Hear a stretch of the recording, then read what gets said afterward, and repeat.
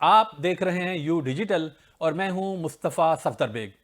حقیقت کچھ یوں ہے کہ عالمی سیاست ایک تماشا بن چکی ہے جس کا ہر پردہ نیا منظر دکھاتا ہے اور ہر منظر نئی گرہ باندھ دیتا ہے۔ اس تماشے کے عین وسط میں ایک طرف پاکستان اور بھارت کے کشیدہ تعلقات ہیں اور دوسری طرف امریکی صدر ڈونلڈ ٹرمپ کا وہ پرشور دعویٰ ہے کہ وہ دنیا کے سب سے بڑے امن پسند رہنما ہیں، یعنی جنگوں کے رکے ہوئے پہیے کے چوکیدار اور عالمی سفارت کاری کے جادوگر۔ گزشتہ 3 ماہ میں صدر ٹرمپ نے کئی بار اس بات کا کریڈٹ لینے کی کوشش کی کہ مئی کے مہینے میں جب پاکستان اور بھارت کے درمیان جنگ کی پوری شدت سے بھڑکنے والی تھی تو انہوں نے اسے ٹھنڈا کیا، مگر یہ داستان محض امن کی سفارتکاری نہیں بلکہ سیاسی مفاد کی وہ شطرنج بھی ہے جہاں ہر بازی اپنے فائدے کے لیے کھیلی جاتی ہے۔ صدر ٹرمپ نے بار بار دنیا کو یہ بتایا کہ اس جنگ میں پاکستان نے بھارت کے 6 جنگی طیارے تھے اور آج تو 7 بھارتی طیارے بنانے کا اعلان بھی کر دیا ہے۔ یہ جملہ بھارتی ایوان اقتدار کے لیے گویا ایک تیر تھا جو ہندوستانیوں کے دل کی گہرائیوں تک پیوست ہو گیا۔ اپنے عوام کو ہر وقت اپنی فضائیہ کی ناقابل تسخیر قوت کے ترانے سنانے والا بھارتی میڈیا اس اعتراف سے سناٹے میں آ گیا۔ ڈونلڈ ٹرمپ کا یہ بیان محض ایک خبر نہیں بلکہ خطے کی سیاست کے ایک نئے باب کا عنوان بن چکا ہے۔ بھارت برسوں سے اپنے آپ کو خطے کا بے تاج بادشاہ، ناقابل شکست فوجی طاقت اور چودھری کے طور پر پیش کرتا چلا آیا ہے، مگر جب ایک مختصر سی فضائی جھڑپ میں اس کے 7 جنگی جہاز، جی ہاں 7 جنگی جہاز خاک میں مل گئے اور یہ راز امریکی صدر کی زبان سے افشاں ہوا تو یہ بھارتی غرور کے تاج پر بجلی بن کر گرا۔ ڈونلڈ ٹرمپ نے نہ صرف یہ کہا بلکہ اسے اپنی امن قائم کرنے کی صلاحیت کا ثبوت بھی قرار دیا۔ وائٹ ہاؤس میں میڈیا کے سامنے ڈونلڈ ٹرمپ کا یہ جملہ دراصل ان کے نزدیک بڑی عالمی سفارتی کامیابی کا وہ تمغہ تھا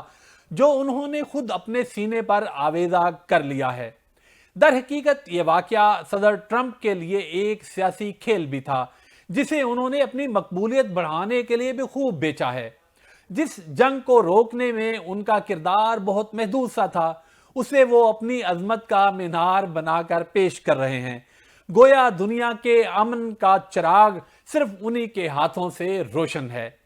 لیکن پاکستان اور بھارت دونوں اچھی طرح جانتے ہیں کہ ایٹمی جنگ کا مطلب تباہی اور نیست و نابود ہونے کے سوا کچھ نہیں ہے۔ پاکستان نے تو ابتدا ہی میں اپنا موقف صاف رکھا ہوا ہے کہ وہ کسی صورت جنگ کا آغاز نہیں کرے گا،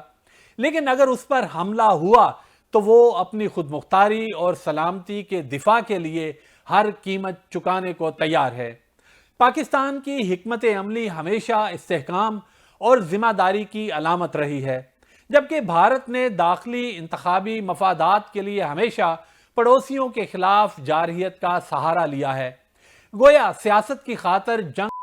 بھڑکانے سے بھی دریغ نہیں کیا۔ وہ راحت اندوری نے اسی لیے تو غالباً کہا تھا کہ سرحدوں پر بہت تناؤ ہے کیا، کچھ پتہ کرو چناؤ ہے کیا۔ دوستو، یوں خطے کی سیاست کے اس تھیٹر میں ایک طرف سفارت کاری کے خوشنما مکالمے ہیں تو دوسری جانب طاقت کے غرور اور انتخابی مفاد کا المیہ ہے، مگر اس سب کے بیچ ایک حقیقت سورج کی طرح روشن ہے کہ پاکستان کی سلامتی کے باب میں کوئی مصلحت نہیں ہے اور بھارت کا گھمنڈ حقیقت کے امتحان میں بار بار پگھلتا دکھائی دیتا ہے۔ امریکی صدر ٹرمپ کے نئے بیان نے بھارت کو جس شرمندگی اور سبکی سے ایک بار پھر دوچار کیا ہے اس کی مثال شاید ہی عالمی سفارتکاری کے کسی اور باب میں مل سکے۔ ابتدا میں بھارتی حکومت اور اس کا متکبر میڈیا پاکستان کی جانب سے طیارے مار گرائے جانے کے دعوے کو جھٹلاتا رہا، مگر جب امریکی صدر کی زبان سے یہ تصدیق ہوئی تو نئی دلی کے ایوانوں کی دیواروں سے غرور کے وہ تمام نقوش مٹ گئے جو برسوں سے بڑے فخر سے کندہ کیے گئے تھے۔ عالمی منظرنامے پر بھارت کی وہ مصنوعی عظمت جو اس نے بڑے جتنوں سے تراشی تھی لمحوں میں بکھر گئی۔ یہی نہیں بلکہ امریکی صدر ٹرمپ نے اس واقعے کو بار بار دہرا کر گویا بھارتی ناکامی کو دنیا کے سامنے آئینے کی طرح رکھ دیا ہے۔ یہ بھارتی غرور کے سینے میں پیوست ایک کانٹا ہے، اور اس سے بڑھ کر تکلیف دہ یہ ہے کہ یہ وار اس کے اسی دوست کے ہاتھوں سے ہوا ہے جسے وہ اپنا اسٹریٹجک شراکت دار قرار دیتا آیا ہے۔ اب ڈونلڈ ٹرمپ خود اس کی شکست کو الفاظ کا جامہ پہنا رہے ہیں، تو بھارت کے لیے شرمندگی کا تاثر ہر بار اور بھی گہرا ہوتا چلا جاتا ہے۔ یہ صورتحال بھارتی خارجہ پالیسی کے لیے ایک کڑا امتحان بھی ہے۔ دہلی ایک جانب دنیا کو اپنی عسکری طاقت اور ناقابل تسخیر حیثیت کے خواب دکھاتا ہے، تو دوسری جانب عملی میدان میں اس کی کمزوریاں روز روشن کی طرح عیاں ہیں۔ اس کے برعکس پاکستان نے ہمیشہ پرامن بقائے باہمی کا علم بلند رکھا ہے۔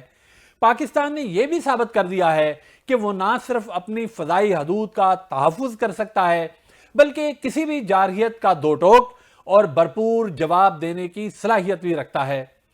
پاک فضائیہ کی حالیہ کارکردگی نے دنیا کو باور کرا دیا ہے کہ پاکستان اپنے دفاع کی دیوار پر ذرا بھی دراڑ نہیں آنے دے گا، چاہے اس کے لیے کسی بھی قربانی سے کیوں نہ گزرنا پڑے۔ امریکی صدر کے تازہ بیان نے جنوبی ایشیا کے سیاست میں ایک نئی گرہ بھی ڈال دی ہے۔ وہ گرہ یہ ہے کہ کیا امریکہ واقعی خطے میں امن قائم کرنے کا حقیقی خواہاں ہے، یا یہ بھی محض عالمی مفادات کے کھیل کا ایک باب ہے؟